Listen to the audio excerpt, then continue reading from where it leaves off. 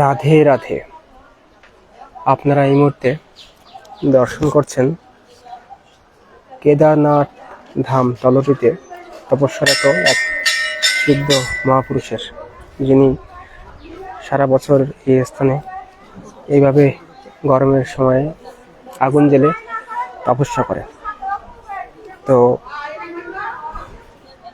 আমি এই মুহূর্তে রয়েছি কেদারনাথের তলটিতে। আপনারা দর্শন করছেন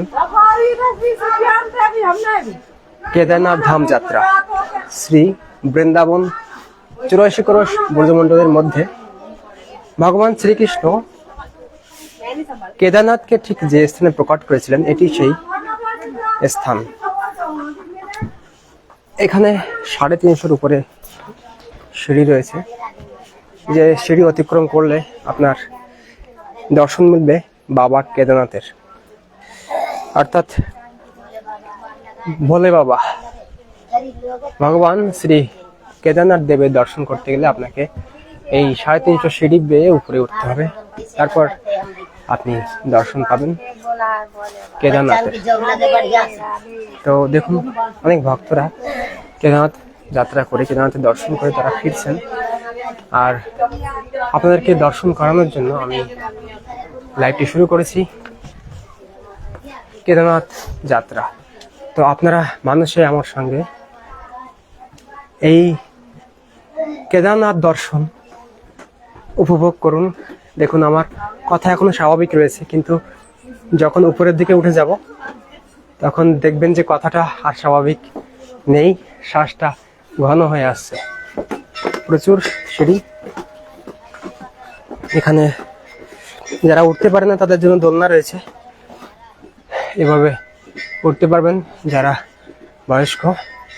আর যারা পায়ে হেঁটে উঠতে পারবেন তারা তো উঠে যাবেন।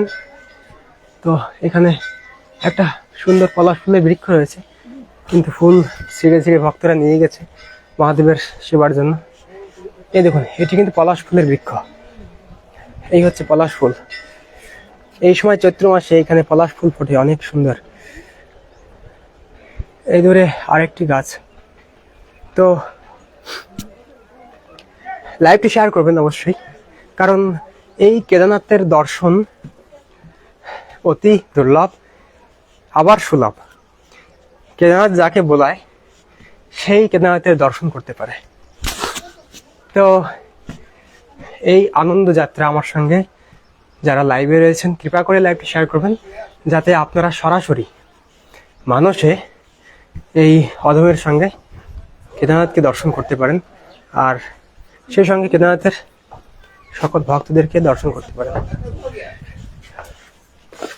তো দর্শন করে নামাটা অত্যন্ত সহজ, কিন্তু ওঠাটা বেশ কষ্টসাধ্য।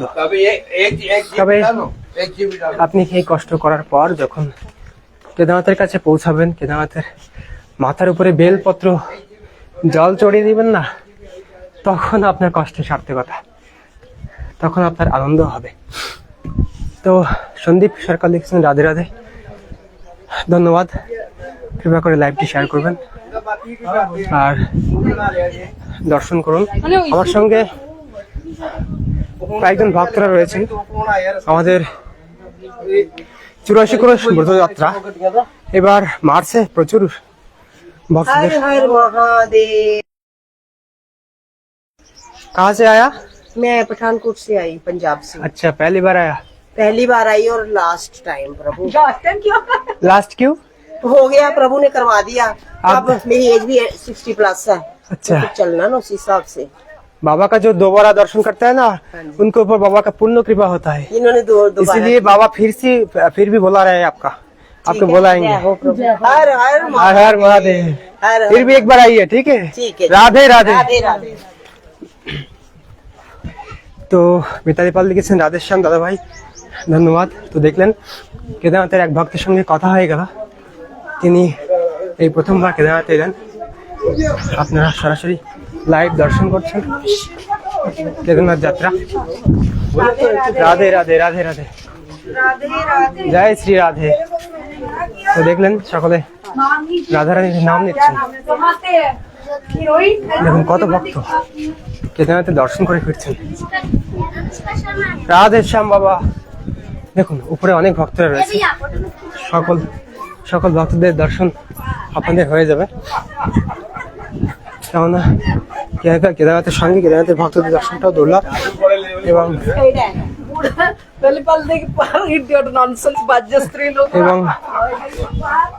এই সকল ভক্তরা অতি মহান কার্য করেছে, অর্থাৎ অনেক পুণ্যাত্মা। কেননা অল্প ভাগ্যে বা অল্প পুণ্যে বৃন্দাবনে আসার মনই আপনার হয় না, আর যখন মনই হয় না তখন বৃন্দাবনে আসা তো দূর কি বাত। যাই হোক, তো যাই হোক, बम भोले। कहाँ से आया मैया? हम छत्तीसगढ़ रायपुर। पहली बार? हाँ, यहाँ पहली बार आए हैं। अच्छा, बढ़िया। वो बद्रीनाथ केदारनाथ तो बहुत पहले हुआ है, लेकिन ये जो बद्रीनाथ केदारनाथ है ना, इसके महिमा और भी वही अधिक है। 84 रोज की यात्रा करते हैं, उसमें आता है। बिल्कुल। और वो गए थे हम लोग बहुत पहले। अच्छा, ठीक है। राधे राधे। राधे राधे। তো দেখলেন সকল ভক্তরা কিন্তু কেদারনাথে যাত্রা দর্শন করে ফিরছে। তো আমিও ভক্তদেরকে নিয়ে এসেছি, একসঙ্গে ওনাদেরকে কেদারনাথ দর্শন করিয়ে দিব। 84 ক্রোশ ব্রজযাত্রার আজকে আমাদের 6তম দিন। মানে এটা হচ্ছে চতুর্থ ভক্তদের টিম, অর্থাৎ এর আগে 3টা টিম তারা পরিক্রমা করে গেছে, 84 ক্রোশ পরিক্রমা তারা কিন্তু করে গেছেন। আর এটি হচ্ছে আর কি এই মাসের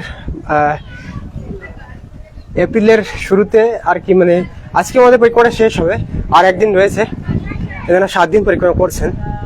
তো এটা হচ্ছে 4র্থতম টিম, অর্থাৎ আমাদের ফেব্রুয়ারিতে পরিক্রমা হয়েছে 1টা, আর মার্চে পরিক্রমা হয়েছে 4টা, আর সেটা এপ্রিল পর্যন্ত চলছে এখনো অবধি। কালকে পরিক্রমা আছে, ওনারা একদিন বেশি করতে চাচ্ছে। তো এই হচ্ছে ব্যাপার। আর আপনারা যারা আবার পরিক্রমা করতে চান, দর্শন করতে চান, তারা অবশ্যই এই dailydhamdarshan.com ওয়েবসাইটের মাধ্যমে আপনারা যোগাযোগ করতে পারেন, আপনারা পরিক্রমা বুকিং করতে পারেন। দেখুন কেদারনাথের কত ভক্ত। রাহুল ঘোষ লিখেছেন রাধে রাধে, আপনারা কৃপা করে লাইক শেয়ার করবেন। দেখুন আমি কিন্তু চলে আসছি কেদারনাথের অতি নিকটে চলে আসছি। আসুন সকলে আসুন, প্রচুর ভিড় হয় এখানে, কারণ সকলে চায় বাবা কেদারনাথের মাথার উপরে জল চড়াতে। চলুন, তো এনারা আসছেন আমাদের কেদারনাথকে দর্শন করতে 84 ক্রোশ ব্রজযাত্রা। কেমন লাগছে? আপনারা তো কালকে চলে যাবেন, কেমন চলে যেতে ইচ্ছা হচ্ছে কি? চলে যেতে ইচ্ছা হচ্ছে? একটু যেতে ইচ্ছা হচ্ছে না, আবার যদি রানী আবার যদি আমাদের ডাকেন আবার আসবো, আবার সেই চেষ্টাই করবো। ঠিক আছে, চলুন। দেখুন এই হচ্ছে কেদারনাথের ভক্তবৃন্দ, সবাই কিন্তু বসে আছে, আর এখানে একটা দিব্য দর্শন হয়েছে।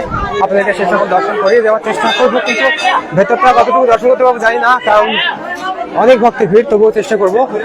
দেখুন এই স্থানে ভগবান শ্রীকৃষ্ণ ব্রজবাসীকে ব্রজের বাইরে যেতে দেননি, তিনি ব্রজের ভিতরে বাংলা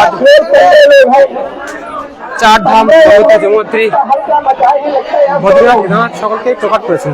একটাই কারণ, ব্রজের মহিমা প্রকাশ। এই ব্রজমণ্ডল বিরাজ করছেন, নিখিল সমুদ্র তীর্থাদি বিরাজ করছেন, যা ব্রজবাসীদের অজ্ঞাত, এবং ব্রজের মহিমা প্রকাশের জন্য ভগবান শ্রীকৃষ্ণ এই স্থানে কেদারনাথকে প্রকট হওয়ার আদেশ দিয়েছিলেন। আর মহাদেব প্রভুর আদেশ অনুসারে এই স্থানে প্রকট হয়েছিলেন। এবং দেখুন এই স্থানে এসে তিনি স্বয়ং প্রকট, তার কয়েকটি প্রমাণ মেলে।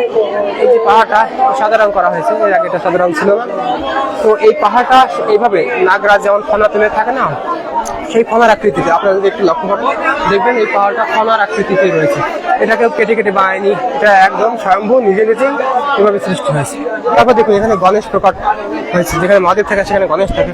এই দেখুন এই হচ্ছে গণেশ, সাক্ষাৎ গণেশ এখানে প্রকট হয়েছে। আর আপনাকে একটু দেখাই এদিক দিয়ে ঘুরে দেখাচ্ছি।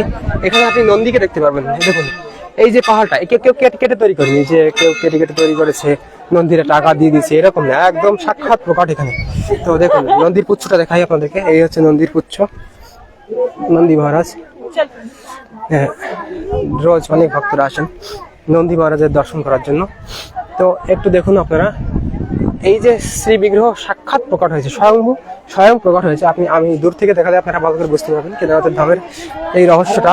অনেকেই জানেন, আবার অনেক ভক্তরা জানেন না। তো যারা জানেন না তারা জানার চেষ্টা করবেন বা এই লাইভের মাধ্যমে জানতে পারবেন। আমি আপনাদেরকে দেখানোর জন্য একটু দূরে যাচ্ছি, যাতে দূর থেকে আপনাদেরকে নন্দীর অভাবটা সুন্দরভাবে দেখাতে পারি। এই ট্যাঙ্কিটার কারণে একটু দেখতে একটু অসুবিধা হবে হয়তো, কিন্তু তথাপি আপনারা আপনাদের দিব্য চক্ষু দিয়ে দেখবেন।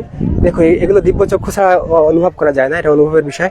দেখুন, এইখানে আছে পুচ্ছ লেজ রয়েছে, নন্দীর লেজ সাক্ষাৎ। দেখুন, এখানে কেউ কেটে তৈরি করেনি, এইভাবে স্বয়ং প্রকট হয়েছে এই নন্দী মহারাজ, গণেশ ভগবান এবং মহাদেবের গলায় যে নাগরাজ থাকেন সেই নাগরাজ। তো কেদারনাথকে দর্শনের ইচ্ছা আপনাদের রয়েছে, আমি জানি না কতদূর আপনাদেরকে দেখাতে পারবো, তবে চেষ্টা অবশ্যই করবো।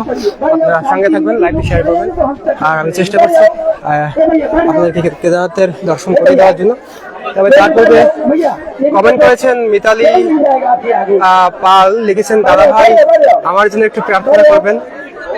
নিশ্চয়ই আপনি রাধারানীর চরণে প্রার্থনা জানাবেন, মনস্কামনা পূর্ণ করবেন। তো লিখেছেন যে রাধারানীর কাছে যেন তিনি কৃপা করেন, যেন বৃন্দাবন যেতে পারি রাধারানীর। হ্যাঁ, নিশ্চয়ই রাধারানী ভাবে আপনার কমেন্ট বললাম, অবশ্যই কৃপা করবেন। তো সাবিত্রী বর্মন লিখেছেন হর হর মহাদেব। ধন্যবাদ সকলকে যারা যারা এই মুহূর্তে আমার সঙ্গে লাইভে দর্শন করছেন সাক্ষাৎ কেদারনাথ ধাম।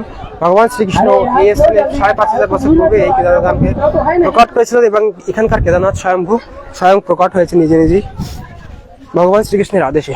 তো দেখুন, অনেক বৃদ্ধ আছেন যারা উঠতে পারেন না, কিন্তু তথাপিও এসেছেন, নন্দীকে স্পর্শ করছেন, তাদের পায়ে অনেক ক্ষত হয়েছে।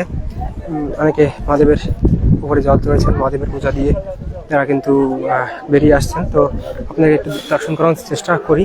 দেখুন, এই হচ্ছে সাক্ষাৎ কেদারনাথ। দেখুন, এই হচ্ছে স্বয়ং কেদারনাথ এখানে প্রকট হয়েছিল, আপনারা দর্শন করছেন। এই হচ্ছে কেদারনাথ মহাদেব ভগবান স্বয়ংভূ। অসংখ্য ভক্তরা কিন্তু ভিতরে রয়েছে, অল্প জায়গা। এখানে এইভাবেই প্রকট হয়েছে ভগবান, সাক্ষাৎ এইভাবে প্রকটিত হয়েছিলেন। আর আজও ভক্তরা আসেন মহাদেবের ফুল বেলপাতা দুগ্ধ জল অভিষেক করার জন্য ভক্তরা এখানে আসেন। জায়গাটা অত্যন্ত সংকীর্ণ, ছোট জায়গা, তো তার জন্য ভক্তদের অনেক কষ্ট করতে হয়। ভক্তের সংখ্যা অসংখ্য, কিন্তু একটু খেলাধুলি হচ্ছে ভক্তদের। দেখুন, বধুবাসী মায়েরা এখানে রোজ আসে মহাদেবের উপরে জল চড়ানোর জন্য। অদ্ভুত এবং দিব্য দর্শন, অবশ্যই আপনারা লাইভটি শেয়ার করবেন এবং এই দিব্য দর্শন দেখার সৌভাগ্য সকলকে করে দেবেন। তো দেখলেন আপনারা মহাদেবের পূজা কিভাবে হচ্ছে, ভক্তরা কিভাবে এখান দিয়ে। তো যাই হোক, দেখুন এবার আপনাদের চারপাশে একটু দর্শন করে দিই। কেদারনাথের এখানে কিন্তু চারপাশে পাহাড় পর্বত এবং এখান থেকে অনেকটাই উঁচুতে আপনাকে উঠতে হয়, প্রায় 350 মতো সিঁড়ি বেয়ে আপনাকে উপরে উঠতে হয়। আর এখান থেকে নিচের দিকটা অত্যন্ত ছোট দেখায়, চারপাশের সৌন্দর্যটাও অত্যন্ত মনোমুগ্ধকর। যদিও এখন গরমের সময় হয়ে এসেছে, গরমের তীব্রতা এখনো পুরোপুরিভাবে প্রকটিত হয়নি, প্রকাশ পায়নি। তথাপিও আর কিছুদিন পরেই প্রচন্ড গরম পড়বে, এই সমস্ত স্থানে খালি পায়ে আসা যাবে না। তো এখানে সেই সকল ভক্তরাই আসতে পারেন যারা হৃদয়ে প্রেম ভক্তি এবং ভগবানের উপরে বিশ্বাস নিয়ে আসেন, তারা এই স্থান আসার সৌভাগ্য লাভ করেন। তো যাই হোক, আমি লাইভটি বেশি দীর্ঘায়িত করতে চাই না, আপনাদেরকে কেদারনাথ দর্শন করানোর সৌভাগ্য হলো। তো এখানে এই লাইভটি শেষ করব। চারপাশের দৃশ্য অত্যন্ত মনোমুগ্ধকর, অত্যন্ত মনোরম। তো যারা যারা 84 ক্রোশ ব্রজমণ্ডল পরিক্রমা করতে চান অবশ্যই আগে থেকে যোগাযোগ করবেন। আর dailyDhamdarshan.com আপনারা সমস্ত কিছু পেয়ে যাবেন, সমস্ত বিস্তারিত কদিন পরিক্রমা হবে, তারপরে কীরকম ভাবে পরিক্রমা হয়, অল এভরিথিং আপনারা ওখানে পেয়ে যাবেন। ওখান থেকে সকলে বুকিং করবেন। আমি আর দীর্ঘায়িত করছি না। হর হর মহাদেব, জয় শ্রী কেদারনাথ।